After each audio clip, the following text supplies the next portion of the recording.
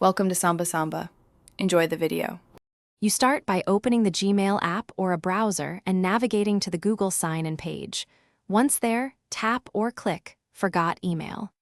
Enter a recovery phone number or recovery email when prompted, because Google uses those to locate your account. Make sure to type the full name associated with the account. This narrows results. You're not guessing. You're feeding Google identifying data so it can match your identity to the correct username, and that gets you to the next step quickly. Once you supply the recovery contact and name, Google will ask to verify that it's really you. Expect a verification code by SMS or to your recovery email. Check message threads, voicemail, and alternate inboxes. Sometimes codes land in spam.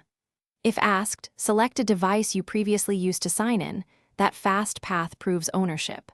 When you get the code, type it exactly. This step ties the recovery data to a specific Gmail address, so you can see the account options Google found. After verification, Google will list matching usernames. Choose the correct Gmail address and use it to sign in. If you don't recall the password, follow the prompted steps to reset it now. Use a strong, unique password and update recovery options after signing in.